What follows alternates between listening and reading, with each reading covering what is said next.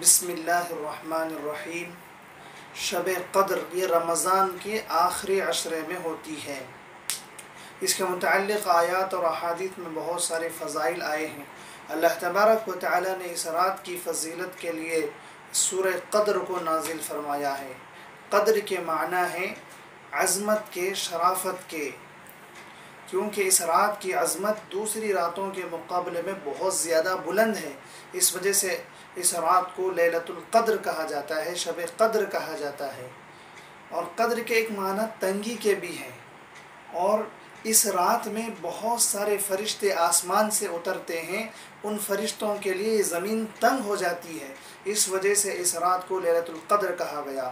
اور لیلۃ القدر اس وجہ سے بھی کہا گیا کہ اللہ تبارک و تعالیٰ نے قابل قدر کتاب کو قابل قدر امت کے لیے صاحب قدر رسول پر اس کتاب کو نازل کیا ہے۔ اس وجہ سے اس رات کو لیلۃ القدر کہا جاتا ہے۔ یہ رات پچھلی امتوں کو نہیں ملی۔ نبی اکرم صلی اللہ علیہ وسلم نے فرمایا ان اللہ وہب لامتی لیلۃ القدر لم یعطها من کان قبلہم، کہ اللہ نے اس رات کو اسی امت کو عطا کیا ہے، اس سے پہلے والوں کی رات عطا نہیں کی گئی۔ یہ اللہ کی طرف سے بہت بڑا انعام ہے اس امت کے لیے۔ اور یہ رات ہمیں کیوں دی گئی؟ اللہ کے نبی علیہ السلام کو پچھلی امتوں کی عمریں دکھائی گئی۔ پچھلی امتوں کی ان کی طویل عمریں دیکھ کر نبی علیہ السلام نے فرمایا کہ میری امت کی عمریں تو بہت کم ہیں، یہ اپنی عبادت کر کے ان کے مقام کو کیسے پہنچ سکتے ہیں؟ تھوڑا سا نبی علیہ السلام کو رنج ہوا، اور بنی اسرائیل کے ایک آدمی کا ذکر کیا گیا جو مسلسل 1000 مہینے جہاد کرتا رہا، اور بنی اسرائیل کے 4 انبیاء کا ذکر کیا گیا، ایوب علیہ السلام، زکریا علیہ السلام، حزقیل علیہ السلام، یوشع علیہ السلام۔ یہ 4 قابل قدر ہستیاں یہ 80 سال مسلسل اللہ کی عبادت کیے، پلک جھپکنے کے برابر بھی انہوں نے اللہ کی نافرمانی نہیں کی۔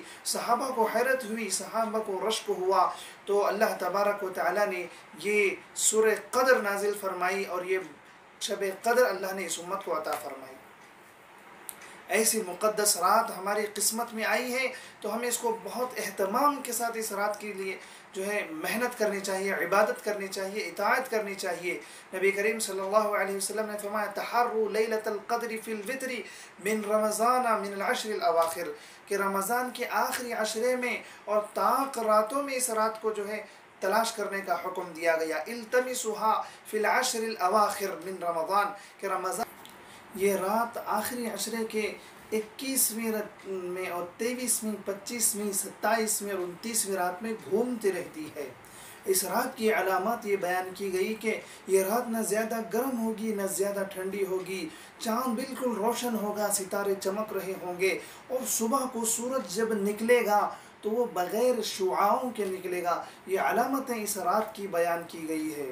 اور اس رات کی عبادت نبی علیہ السلام نے فرمایا من قام لیلۃ القدر ایمانا واحتسابا غفر له ما تقدم من ذنبه، جو ثواب کی نیت سے اس رات میں قیام کرے، اللہ تبارک و تعالیٰ اس کے پچھلے تمام گناہوں کو معاف فرماتے ہیں۔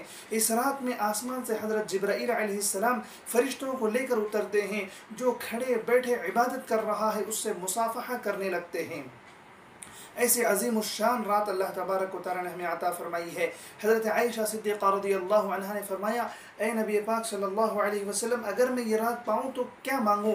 نبی علیہ السلام نے فرمایا اللہم انک عفو تحب العفو فاعف عنی، یہ دعا پڑھا کرو، اللہ تبارک و تعالیٰ سے اپنے گناہوں کی معافی مانگا کرو۔ اے رب، آپ بہت معاف کرنے والے ہیں اور معاف کرنے کو پسند فرماتے، آپ ہمیں معاف فرمائے۔